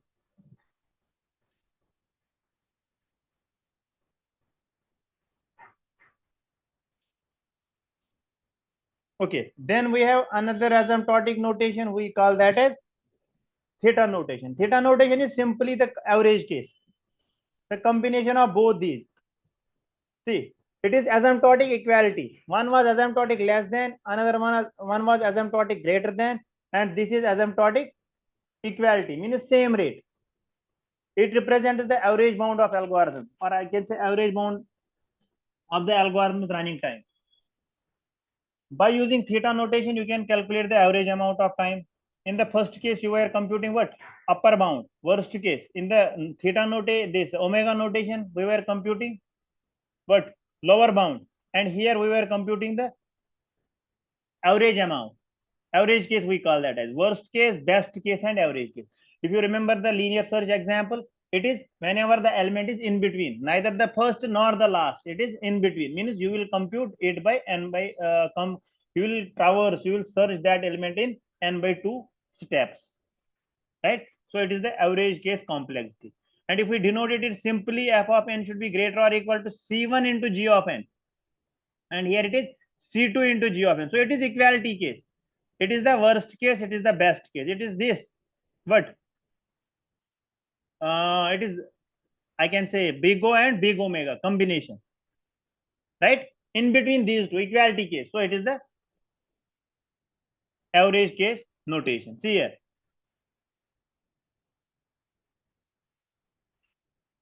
These are the, this is the function c1 into g of n and c2 into g of n. If we take the example, check this, the graph f of n is less than or equivalent to c2 into g of n and greater than c1 into g of n. These three are all asymptotes.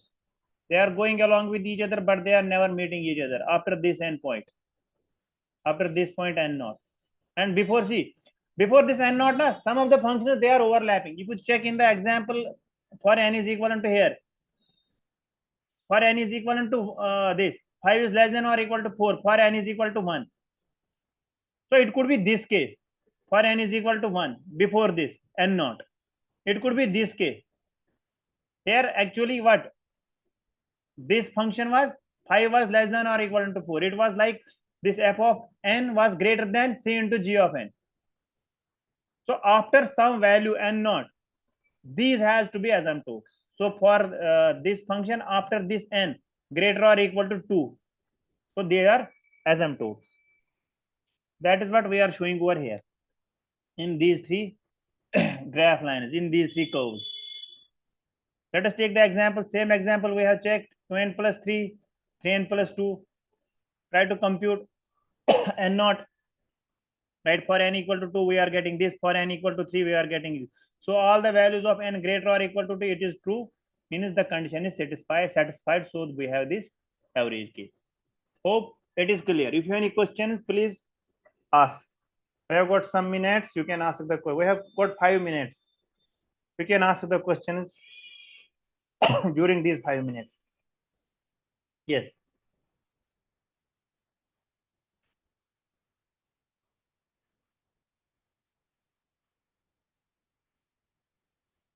Okay. If you have any questions, please ask. Try to ask the questions. Any doubts? We have got 5 minutes. See, it is important.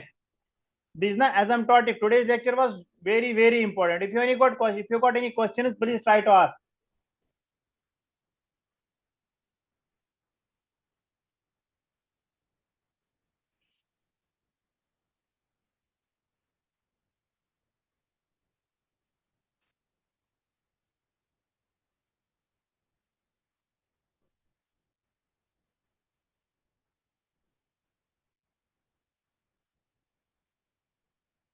Yes. If you have got any questions, please try to ask. Okay, clear. Repeat the theta notation. Give an example of theta notation. Okay, let us take an example of theta notation in these minutes.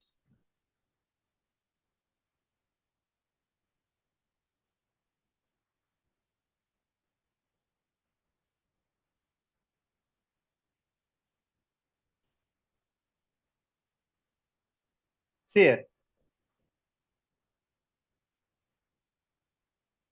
F of n is this, right? 3n plus 2. This is the general case of theta notation. It should be greater or equal to c1 into g of n, and it should be less than or equal to c2 into g of n. Is it like so?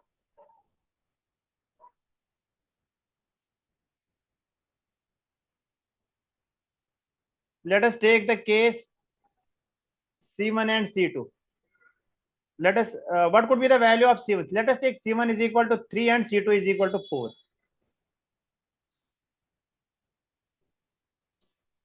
C1 is equal to 3, C2 is equal to 4, right?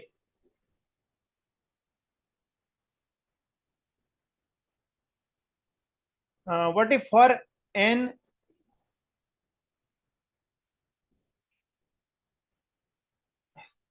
what happened to it? Why black screen appears?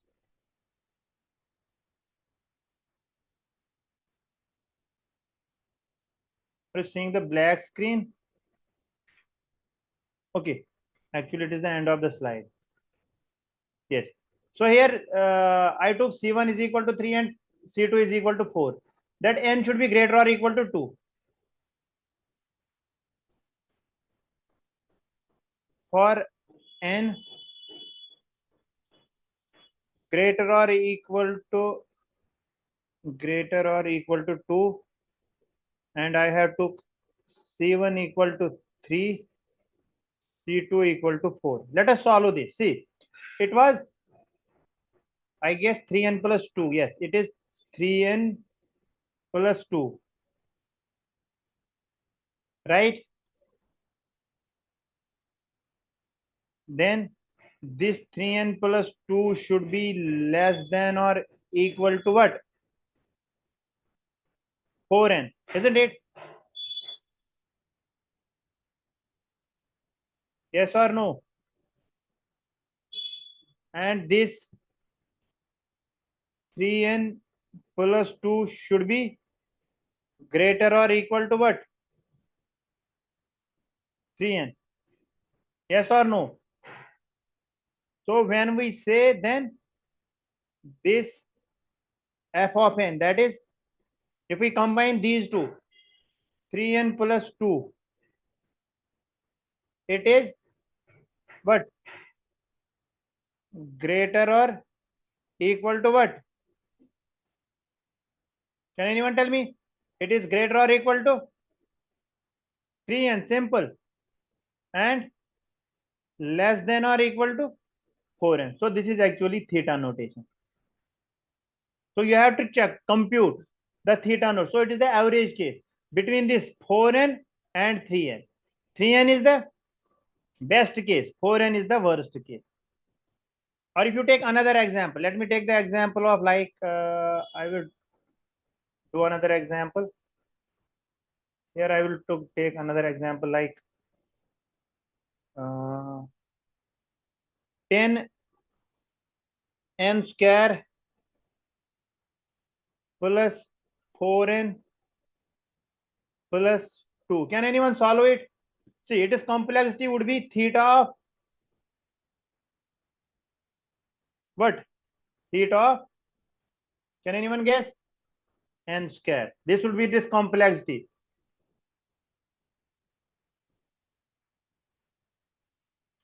Try to solve it.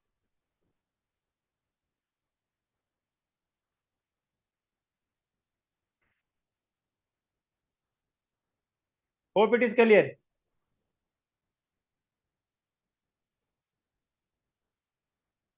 How do you decide? It depends upon the problem. See, whenever you are writing a program, you have to, whenever we discuss with, whenever we check with all the data structures, the problem itself will define us. I have to, big omega. Okay, let me repeat big omega. Let me clear this drawing.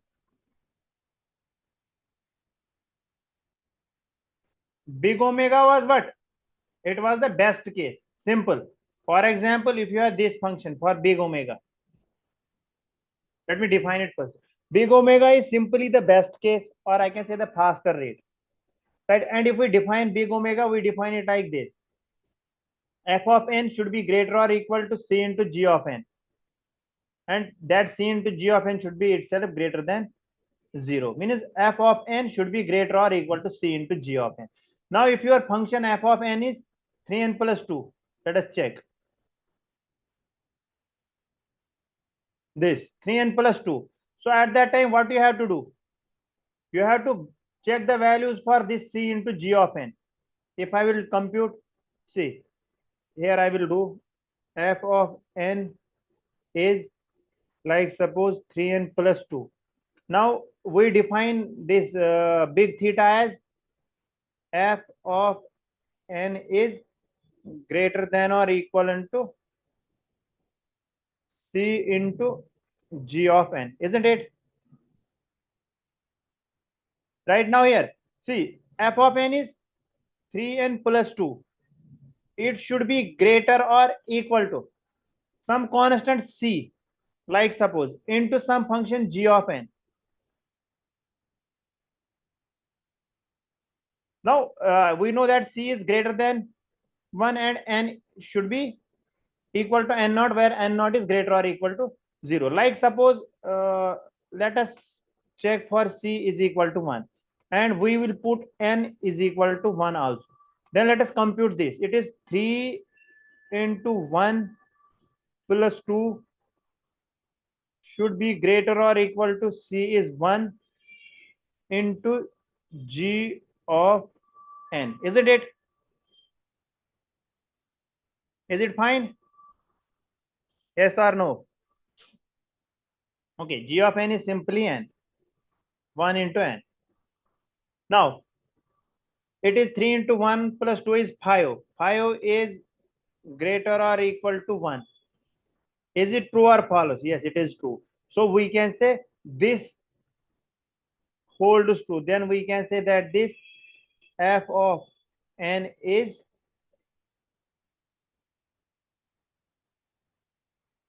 theta of n for this function f of n 10 plus 2 for the values c is equal to 1 and n is equal to 1. Hope it is clear. See, we have to check for these values n and n naught.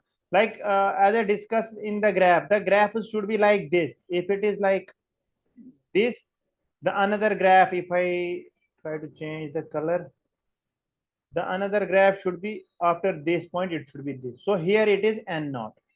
Here n naught is simply equal to 1 and there is a constant. So this is actually theta notation. Hope it is clear.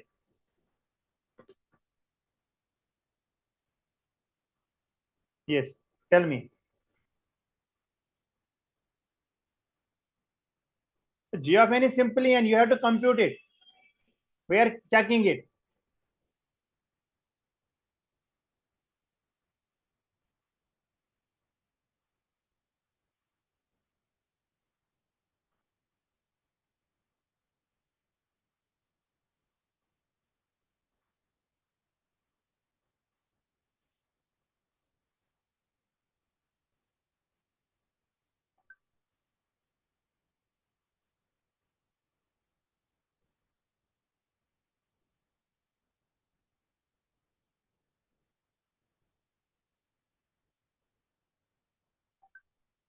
Yes, is it fine? Okay. If you have any questions, you just try to note down the questions and ask me tomorrow in the start of the session. I guess it is like now these asymptotic notations are over. Tomorrow we'll try to see basics of Java and some data structures, some OOPS concepts of Java and the basic data structures like arrays, and try to see wherever we reach. And there is one more concept, we call that as a master thumb and recurrence relation. We try to solve these tomorrow in the early sessions. Tomorrow in the first half an hour, we'll try to complete master thumb and recurrence relation. See, g of n is simply 3n. Whenever you say 3n plus 2, f of n is c into g of n. F of n is 3n plus 2, right? Is equivalent to omega of n, as 3n plus 2 is greater than 3n. For n greater or equal to 1. See here, as this f of n is, I can write like this. F of n is greater than 3n, isn't it? Is this valid or not? So for some value of c, like suppose 3, then what is the value of g of n? This is n. We have to check for what values of this f of n, this f of n should be equal to c into g of n. If it would have been like this, like suppose 5n plus 9. So then I will write 5n should be greater or equal to c into g of n. For what values of c this 5n should be greater than c into g of n? Can anyone tell me? Yes. So simply I can write like this. 5n plus 9 should be greater or equal to what? Yes, should be greater or equal to 5n. It is true, isn't it? So then at that time I can say for c equal to 5 and g of n turns out to be equal to what? N. Fine. So for this case, g of n is equal to n. For this case, g of n is also turns out to be n after c equal to 5.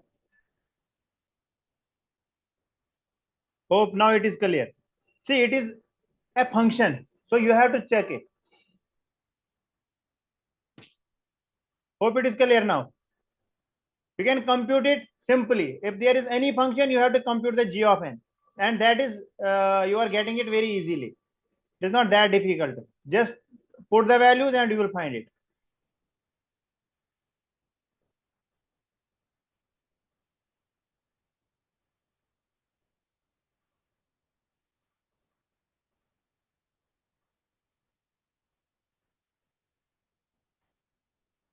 Yes, is it fine now? Okay. So let us wind up the today's session here itself. Thank you for joining the session. If you have any questions, tomorrow you will come up with your questions and we'll try to answer them in the very beginning of the class. Thank you so much. Bye. Take care. Yeah, thank you, sir. So, dear participants, I believe that everybody marked the attendance. If not, I'm sharing that once again. So please mark your attendance and we'll see you tomorrow sharp at 7 o'clock. So thank you so much for joining the day one. Bye bye. Have a nice day and good night.